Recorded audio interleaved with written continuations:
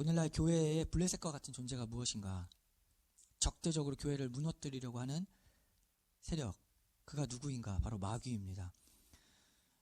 교회는 어떤 현실에 놓여 있냐면 늘 이러한 전투 상황에 놓여 있다는 사실을 우리가 먼저 각성해야 됩니다. 우리는 그냥 있는 것이 아니라 늘 싸움 속에 있습니다.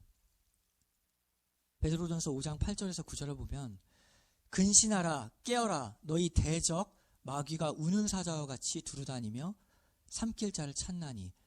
대적이라는 표현이 있죠. 블레셋이 적군이었던 것 같이 오늘날의 대적은 마귀인데, 그러므로 우리가 어떻게 해야 되느냐? 너희는 믿음을 굳게 하여 저를 대적하라. 대적이니까 적군이니까 대적하라. 이는 세상에 있는 너희 형제들도 동일한 고난을 당하는 줄을 알미니라. 우리가 이런 현실에 놓여 있습니다. 늘 싸움이라는 그 긴장 속에, 그러한 고난, 고통 속에 우리가 당하고 있다. 교회의 대적인 마귀가 우는 사자와 같이 두루다니며 삼킬 자를 찾는다는 것은 그 마귀의 속성을 보면 지칠 줄 모르는 열정, 끝까지 그리고 끊임없이 영혼을 삼키고 먹어버리려고 하는 이 현실, 오늘도 있다. 우리는 그런 물결 속에 있기 때문에 가만히 있으면 사실은 그냥 가만히 있는 게 아니라, 가만히 있으면 우리는 뒤로 밀려가고 있는 그 어둠의 물결이 우리한테 끊임없이 있다라는 사실을 각성해야 됩니다. 제자리에 있지 않습니다. 우리는 점점 멀어지고 있는 겁니다. 성경은 이렇게 말하죠. 야고보서 4장 8절을 보면 하나님을 가까이 하라. 그리하면 너희를 가까이 하시리라. 죄인들아 손을 깨끗이 하라. 두 마음을 품은 자들아 마음을 성결케 하라. 이 말씀을 우리가 유의해서 봐야 됩니다. 하나님을 가까이 하라라고 했지 가만히 있어라 라고 하지 않습니다. 가까이 하지 않으면 어떻게 되느냐? 그냥 그 자리에 있는 것이 아니라 두 마음을 품게 되기 때문에 두 마음을 품은 자들아 마음을 성결케 하라라는 것입니다. 한 마음을 품으라는 거죠. 두 마음이 아니라 오직 하나, 하나님밖에 없는 것. 하나님을 가까이 하지 않으면 우리는 사실상 모두 다 두 마음을 품게 됩니다. 나는 아니라고 하지만 두 마음을 품게 되는 그 자리로 떠밀려가고 있습니다. 두 마음이라는 것은 특징이 두 가지 다 가지고 있는 것이죠. 그러니까 다 버리지 않는 겁니다. 하나님에게 떠나지 않습니다. 예배드리고 기도드립니다. 그리고 봉사도 합니다. 그러나 나의 전부, 한마음, 나의 삶, 나의 삶의 방향, 내가 살아가는 이유, 그 한 가지 이유는 아니고 여러 가지 이유 중에 그저 중요한 이유일 뿐입니다. 내가 지금 두 마음인가 아닌가를 가장 확실히 아는 방법은 어느 때냐면 성경에서 말하기를 염려가 찾아올 때입니다. 염려라는 것은 그 두 마음을 가졌다는 가장 대표적인 증상이 우리에게 염려입니다. 성경에서는 염려에 대해서 그냥 살다 보면 일어나는 자연스러운 걱정 정도라고 이야기하지 않고 이것이 상당히 심각한 영적인 상황이다 라고 말합니다. 세상 살다 보면 걱정이 한두 가지가 아니죠. 노후 어떻게 합니까? 우리 직장, 미래, 자녀, 그리고 의식주, 먹을 것, 입을 것, 특별히 주가 문제인데 주택 문제, 이런 것들 다 어떻게 하냐, 너무 급상승하는데 이거 다 어떻게 해야 됩니까? 이 세상 모든 것들이 사실은 다 염려의 대상입니다. 그러나 하나님의 자녀에게 있어서는 염려는 성경에서는 굉장히 이상한 일이다 라고 말합니다. 사람들 생각하는 대로 자연스러운 것이 아니라 굉장히 이건 이상한 일이다, 말도 안 되는 일이다, 하나님이 전부가 되지 않는 아주 심각한 일이다. 그래서 염려를 아주 크게 다루죠. 계속 염려에 대해서 얘기를 많이 합니다. 이것은 심각한 영적인 상태라는 것을 지적하고 끊임없이 무엇이라고 성경은 말하냐면 단 하나의 마음, 하나님이 누구신가를 보아라, 아버지다. 이것을 믿고 붙잡으라 라고 끊임없이 우리에게 말합니다. 빌립보서 4장 6절에서 7절을 보면 아무것도 염려하지 말고 오직 모든 일에 기도와 간구로 너희 구하는 것을 감사함으로 하나님께 아뢰라. 그리하면 모든 지각에 뛰어난 하나님의 평강이 그리스도 예수 안에서 너희 마음과 생각을 지키시리라. 흔들리는 마음, 그 염려로 인해서 분열된 마음을 하나님이 지켜주신다. 하나님께 모든 것을 맡겨라. 기도하라. 베드로전서 5장 7절을 보면 너희 염려를 다 주께 맡겨버리라. 이는 저가 너희를 권고하심이라. 맡겨버리라 라는 것을 이제 더 좀 생생한 표현을 영어로 보면 캐스트라고 나와 있는데, 주님께 염려를 다 던져버리라 라는 겁니다. 지금 가지고 붙잡고 있는 거 주님께 다 던져버리라. 이는 너희를 권고한다라는 거는 자녀를 돌보는 것 같이 돌보아준다. 하나님께 맡기라. 그러니까 아까 대적이 바로 블레셋이었고 오늘날의 대적은 마귀인데, 마귀가 어떻게 우리를 무너뜨린가? 크게 두 가지가 있다고 늘 말씀드렸습니다. 마귀가 공격하는 것은 두 가지 공격이 있는데, 첫 번째는 외부적인 공격이 있고 외부적 압박이 있죠. 두 번째는 내부적으로 마음을 흔들어 놓는 것, 그런 것이 이제 있습니다. 과거 한국교회가 외부적인 압박이 있었죠. 신사참배, 우리에게 너무 먼 일이었지만 우리 교회 역사에 그런 것이 있었습니다. 오늘날에도 외부적 탄압이 있습니다. 무엇이냐면 외부적으로 이제 돈이라는 것이죠. 눈에 보이는 돈으로 교회를 무너뜨리려고 하는 것이 오늘날에도 여전히 그 공격이 있습니다. 어떤 교회는 돈이 많아서 타락합니다. 또 개척교회, 힘이 없는 교회는 돈이 없어서 목회자 생계비도 안 나오니까 무너지죠. 어떤 교회는 돈이 적당해서 많아서 없어서 적당해서 미지근한 물에 몸을 담그고 서로 좋다고 교제하고 서로 그냥 의리 쌓다가 그러다 또 싸워요. 또 보면 계속 그 자리, 미지근한 물 계속 그 자리, 그러다 어쩌다 한번 부흥이 얼어서 뜨거워졌다가 다시 제자리. 이러한 일들이 참 마음으로 많이 있습니다.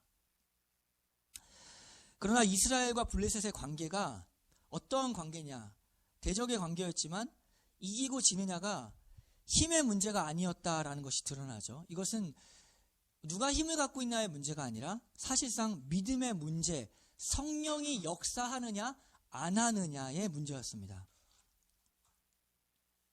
먼저 삼가를 보세요. 오늘 먼저 삼가를 보시면 삼갈이 누구냐면 아낫의 아들이라고 나와 있죠. 아주 짧은 소개입니다. 그는 누구냐? 아낫의 아들이다.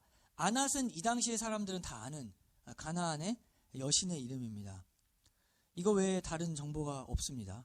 그러나 성경이 말하는 것은 무엇이냐면 그의 출신 배경, 이 삼갈이라는 이 영웅 사사가 그 출신 배경이 한 가지는 확인할 수 있는 게 이스라엘 정통 민족은 아닙니다. 그러니까 사람들이 인정하고 하나님이 쓰실 만한 그런 정통, 출신 아니다라는 거죠. 정통신학, 정통교회, 역사가 오래된 뿌리 깊은 교회라고 해서 하나님이 일하는 것은 아닙니다. 교회뿐만 아니라 한 사람의 인생도 마찬가지죠. 교회 오래 다녔다고 신앙이 깊은 것은 아니죠. 성경 많이 한다고 하는 것이 믿음의 본질은 아닙니다. 문제는 그 교회, 그 사람이 성령의 사람인가, 그리고 성령이 불타는 교회인가가 관건입니다. 참으로 성령을 사모하고 있는가, 구하고 있는가, 간절히 원하고 있는가, 하나님의 은혜를 갈구하고 있는가, 그것이 관건입니다. 왜냐하면 하나님의 나라는 말에 있지 아니하고 오직 능력에 있음을 우리가 알아야 됩니다. 말에 있지 않습니다. 성령이 그 역사가 나타나느냐, 사탄의 역사를 이기고 승리하느냐, 이것이 중요한 관건이지 말에 있지 않습니다. 무슨 성경 대단한 지식들 갖고 있는 것, 그리고 오래 다니고 많이 알고 많이 경험하는 그것에 있는 것이 아니라 실제로 성령의 역사가 일어나느냐 안 하느냐의 문제입니다. 우리는 오늘날에 이제 SNS를 통해서 세상 비교, 서로 비교에 좌절할 것이 아니라 실제로 우리가 무엇을 관심 가져야 되냐면 남이 나보다 더 많이 기도하고 있는가, 누군가 나보다 더 많이 기도하고 있다면, 더 많이 하나님을 의지하고 있다면 거기에 거룩한 질투심과 거룩한 비교의 의식을 가져야 됩니다. 세상 비교가 아니라 정말로 하나님을 찾는 사람, 그 찾는 사람에 대한 질투심이, 거룩한 질투심이 있어야 아무 상관이 없습니까? 참으로 하나님을 찾는 것이 얼마나 은혜인지를 아는 그것에 대한 비교가 있어야 되는 것이죠. 하나님께 더욱 가까이 가지 못하고 있는 현실에 대한 걱정이 있어야 됩니다. 그러한 근심이 있어야 됩니다. 염려가 아니라. 고린도후서 7장 10절을 보면 하나님의 뜻대로 하는 근심은 후회할 것이 없는 구원에 이르는 회개를 이루는 것이요 세상 근심은 사망을 이루는 것이니라. 우리가 어떤 염려를 하고 있는가? 정말 하나님을 갈급하게 찾는 것에 대한 걱정이 있는가? 하나님 속지 않으야 하십니다. 우리 마음의 중심을 꿰뚫어 보십니다. 말은 많고 성경도 많이 알고 어디 가서 교회 경험 얘기한다면 선교 여행, 교회 봉사, 리더 역할, 설교도 얼마나 많이 들었는지 결론도 다 알고 앞으로 어떻게 신앙생활 하는지도 알고 어떻게 생활해야 하는지도 다 아는데 정작 능력이 없습니다. 성령 역사가 없습니다. 그러나 비록 하나님을 처음 알았을지라도 그 말씀을 중요하게 생각하고 말씀에는 무식할지 모릅니다. 많이 알지도 못합니다. 그러나 이 하나의 말씀이 자신의 삶을 움직이고 이 말씀 붙들고 몸부림치고 완전히 자기 자신을 내어드리는 그 사람에게 성령의 역사가 있습니다. 기도가 응답을 받고 삶이 변하고 사람이 변화되는 것. 하나님의 나라는 말에 있지 않고 능력이 있습니다. 삼갈의 무기를 한번 보세요. 그가 가지고 있는 무기, 그가 어떻게 이겼는가? 무기가 뭐냐면 소모는 막대기입니다. 무기가 아니죠. 소모는 막대기는 농사 도구입니다. 삼갈은 정식 군인도 아니었고 정식 무기를 가지고 싸운 것도 아닙니다. 삼갈은 블레셋에게 승리했지만 힘 대 힘으로 싸운 것이 아닙니다.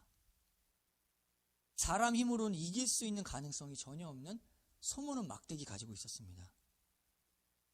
그래서 성경은 오늘 말씀 좀 자세하게 보면은 이렇게까지 표현을 했어요. 에훗 후에는 아낫의 아들 삼갈이 있어 소모는 막대기로 블레셋 사람 600명을 죽였고 그 다음에 아주 중요한 표현이 나옵니다. 그도 이스라엘을 구원하더라. 그도라는 표현은 히브리어에도 동일하게 나와 있는 감이라는 표현이 나와 있는데 일부러 쓴 겁니다. 성경에서. 왜냐하면 이 사람이 구원할 만한 사람이 아닌데 그도 구원을 했다라는 뜻밖의 의외성에 대한 표현입니다. 그도? 라고 하는 거죠. 왼손잡이 에훗, 오른손이 불편한 에훗도 구원했다. 근데 이 사람은 진짜 아니거든요. 삼갈은 그냥 지나가는 일반 평민인데 그도 이렇게 쓰여있죠. 그도 이스라엘을 구원했다. 하나님의 역사하면 이긴다는 것을 이렇게 아주 정확하게 표현을 합니다. 싸움의 승패가 어디 있는가? 영적인 싸움의 승패가 어디 있는가? 사람 많고 맨파워, 사람에게 속한 것이 아닙니다.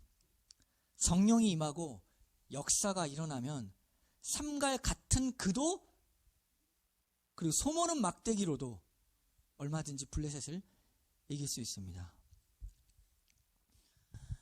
오늘날 교회는 무엇을 의지하고 있습니까?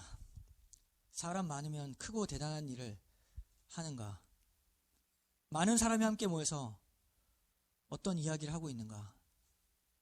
또 반대로 사람 숫자 적으면 진실하고 애틋한 것입니까? 이렇게 기준이 사람에게 있지는 않은가? 하나님의 나라는 말에 있지 아니하고 능력에 있다. 이 말씀 앞에서 우리가 스스로 겸손히 자기 자신을 돌아보아야 합니다. 우리가 의지하고 있는 것이 무엇인가? 하나님께 더욱 가까이 가야 됩니다. 그래야지 영적인 현실이 보입니다. 하나님은 빛이시니 빛의 자녀는 어둠에 거하지 않고 주님께 가까이 가는 것이 너무나 자연스러운 일입니다. 어두운 데서 거울을 보면 아무것도 보이지가 않죠. 더러워도 더럽다고 느끼지는 않습니다. 우리가 실생활에서 경험하게 되죠. 병이 났는데 어떤 병원을 가면 CT 촬영을 했는데 아무것도 나타나지가 않습니다. 그러니까 불안하잖아요. 그러니까 또 다른 병원을 가죠. 정확한 진단을 내릴 수 있는. 어떤 병원 가서 CT 아무것도 나타나지 않는데 아프긴 하거든요. 그럼 불안하잖아요. 그러면은 안 나탔으니까 실제로 나는 평안해야 됩니까? 실제를 보아야 하는 것입니다. 내가 병이 있는가, 병이 있지 않은가. 어떤 사람들은 염려 없습니다. 자기가 가지고 있는 것이 있기 때문에 진짜 평안하죠. 그것이 참된 평안인가? 거짓된 평안에 지금 잠겨 있어서 보이지 않는 것. 하나님께 가까이 가야만 우리가 우리를 볼 수 있습니다. 그리고 하나님께 가까이 가야만 참으로 참된 평안을 누릴 수 있죠. 요한복음 14장 27절에 보면 평안을 너희에게 끼치노니 곧 나의 평안을 너희에게 주노라. 내가 너희에게 주는 것은 세상이 주는 것 같지 아니하리라. 너희는 마음에 근심도 말고 두려워하지도 말라. 하나님이 주시는 평안이 있고 세상이 주는 평안이 있다라고 말합니다. 세상도 실제로 평안 줍니다. 염려 없이 그냥 건강하고 이러면은 아무 염려 없이 잘 사는 사람도 많이 있습니다. 그러나 하나님이 주시는 평안이 있습니다. 그것이 참된 평안이죠. 주 예수 그리스도에게 가까이 가는, 마땅히 빛의 자녀가 빛으로 가까이 갈 때 주어진 이 평안을 주님께서 주신다고 말씀하셨습니다. 삼갈의 기록은 단 한 절이지만 이 한 절은 무엇과 같냐면 이스라엘 백성들이 앞으로 위기에 처할 때마다 어떻게 해야 하는가를 알려주는 샘플로서 딱 한 개만 주어진 겁니다. 우리가 마트나 화장품 가게 가면은 마트에서도 이렇게 먹을 거 이렇게 샘플로 주죠. 그리고 화장품 가게 가서 샘플이라는 것으로 이렇게 주게 되는데 아주 조그맣게 나누어서 주는데 이거는 양은 작지만 샘플의 특징이 뭐죠? 양은 작은데 그 모든 속성이 다 들어가 있는 거. 그래서 우리 집에 가서 이렇게 발라보잖아요. 어쨌든 속성은 똑같으니까 양은 작지만 그게 샘플이죠. 지금 이 삼갈 사건은 아주 작은 한 절의 구절인데 영적인 샘플이 되는 것입니다. 앞으로 수많은 블레셋의 공격이 이어질 때마다 삼갈의 샘플을 기억하라. 현실은 말이 안 되는 소음 오는 막대기 한 사람인데 하나님을 의지하는 자, 그는 이긴다. 하나님을 의지하는 백성, 그 백성은 이긴다. 하나님이 역사하시면 이긴다는 모든 승리의 조건과 속성과 본질이 이 삼갈 사건 이 단 한 구절에 다 들어가 있습니다. 우리의 신앙의 샘플을 한번 기억해 보십시오. 그때 지금보다 훨씬 가난하고 마음이 가난하고 어려웠고 아무것도 몰랐었고 성경 한 구절을 알고 있었는데 간절한 마음으로 주님 찾았었던 그때를 생각해 보십시오. 지금 얼마나 많이 알고 있는지 이제는 그때보다 부르짖지 않는 현실 속에 있습니다. 하나님 한 분밖에 없었죠. 우리의 믿음의 기억들을 되살려 보세요. 그때 눈물 흘리고 부르짖고 간청했던 그 시간들을 기억해 보십시오. 이제는 조금 편안하니까 불만이 조금씩 생겨나고 하나님에 대한 원망도 나오고 이 모든 것들이